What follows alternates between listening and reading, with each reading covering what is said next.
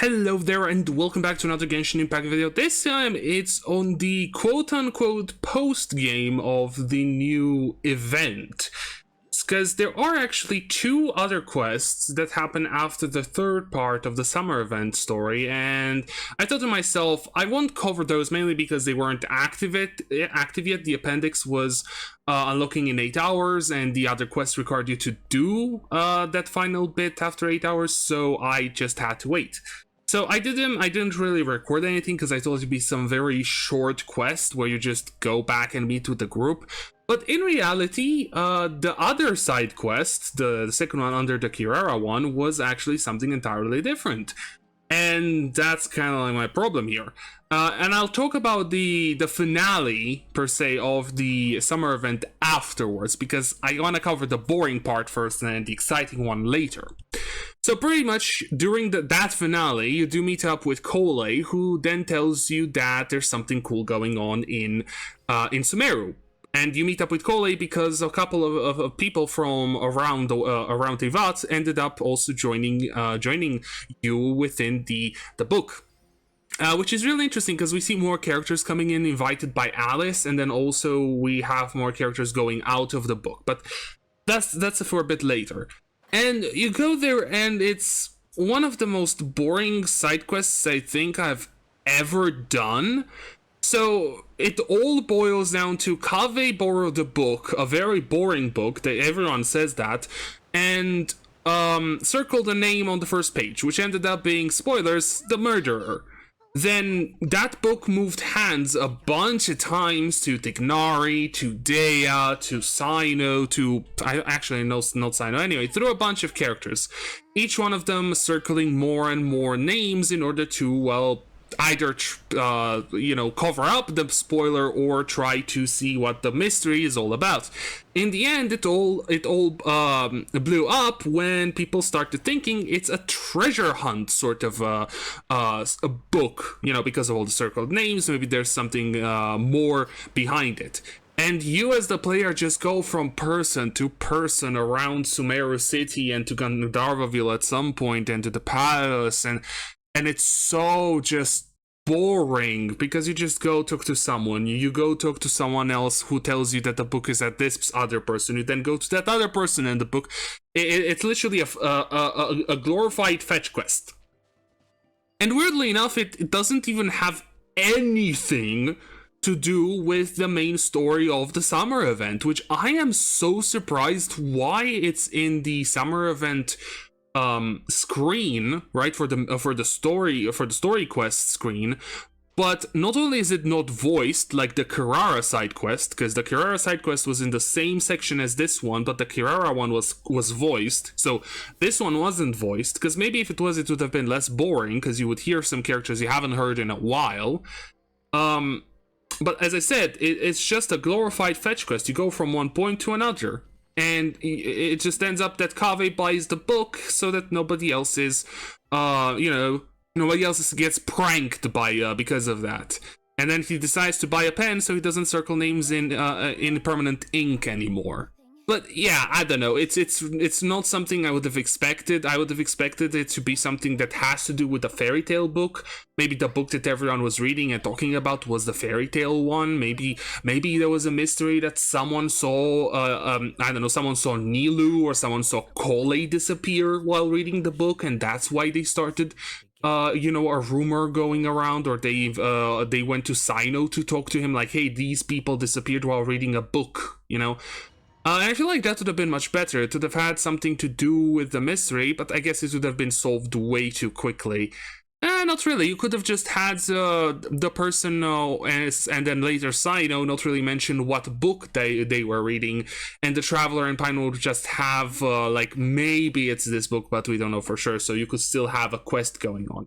Anyway, now for the more interesting part, which is the finale to the story. Well, you do go back to the Forest of Blessing and through every place you've been, Constellation, Metropole, and then of course the Broken Sea, and you meet up with a couple characters. I believe it was Diluc and Jean in the first part. Then you go meet Kole. Then in the Metropole, you meet up with Mona, who is looking at the statue of her master and is so surprised to see a young version of B, of her master.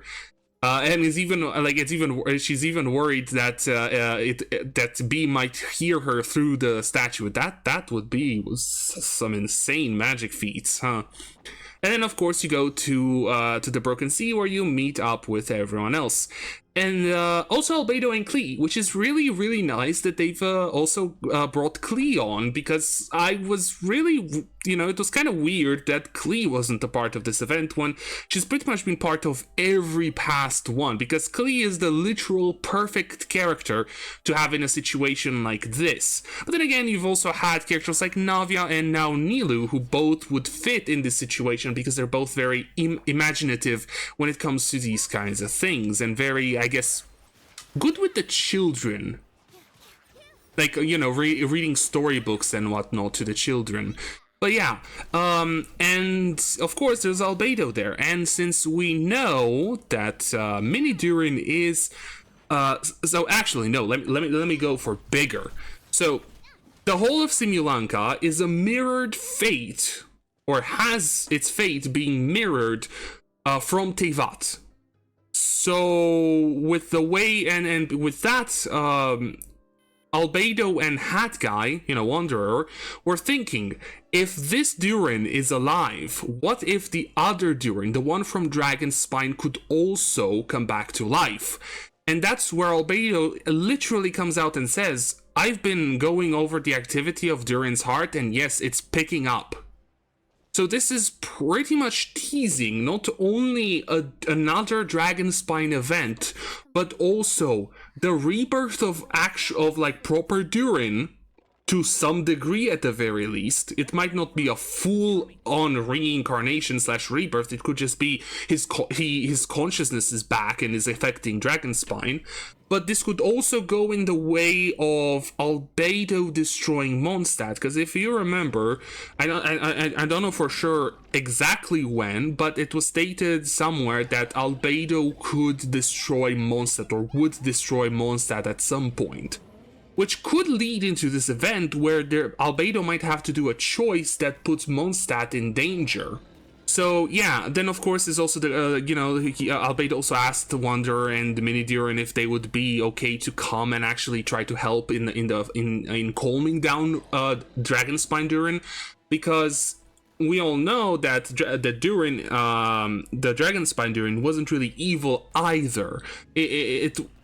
I don't know, you can't really say it was a misunderstanding, because I believe he did kill people when he was quote-unquote rampaging around Mondstadt and during the fight with Dvalin and whatnot.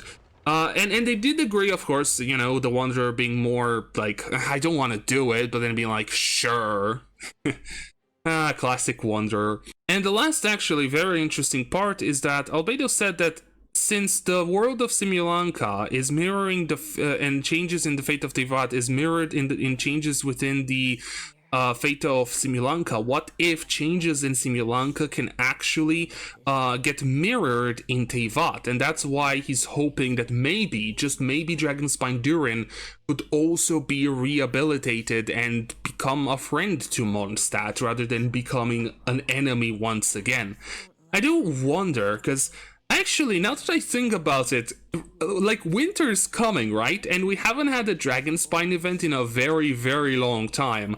So I wouldn't be too surprised if this winter's event, like in one of the winter patches, will actually be getting a Dragonspine event again. Yeah, it would actually make a lot of sense. And maybe, just maybe, we could finally get the no, because it's in 0.4 that the new map bits for other regions usually come out, and 0.4, I don't know, when is 0.4? February, March? Actually, no, it would still work out. But it wouldn't work out event-wise, because during in the 0.4 stuff, it's the Lantern, right? Anyway, like, maybe in 0.3 or in 0.5 then we could see a Dragonspine event and maybe an expansion to Mondstadt. I wouldn't be too surprised if that happens. Because I think Mondstadt, other than Dragonspine itself, which honestly I kind of consider an entirely different region, there hasn't really been any expansions to Mondstadt yet. And of course, we'll get one when we go to Snezhnaya, because most likely Snezhnaya is to the northeast of Mondstadt, and we need to get the harbor up there. But anyway, that's besides the point. So what I'm guessing is that we're going to get a Dragonspine event this winter, or possibly early spring next year, and we'll have to deal with Durin reawakening during this event. And of course, at least 2 characters that will come back will be the Wanderer and, of course, Mini Durin. I do wonder what other characters, maybe we might have characters from Liyue come around, because Liyue is really close to Dragonspine as well. That could be quite interesting.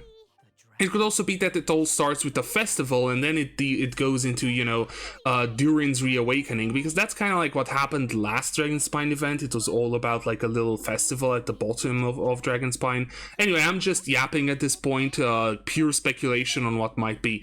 Either way, so what do I think about these 2 quests? Well, truth be told, so the book one, the one with the book in Sumeru, just plain boring. It was cool to see the characters again. It was cool to interact with them. It was cool to see some other sides of their personalities, like Dea being very sad that she circled a name in the book, and it could have led to people not being able to solve the mystery if it was indeed a mystery that would lead to treasure.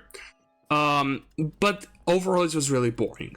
The little finale part was actually really nice to see a couple other characters that would relate quite a bit with what we've seen here. Of course, I feel like the reason why I didn't really use Jean, Diluc, Mona, or any of the other characters is because they've been appearing in events up until this point, while Nilou, Kirara, and Navia haven't. So it does. Well, Hadguy did during the Sumeru Olympics event.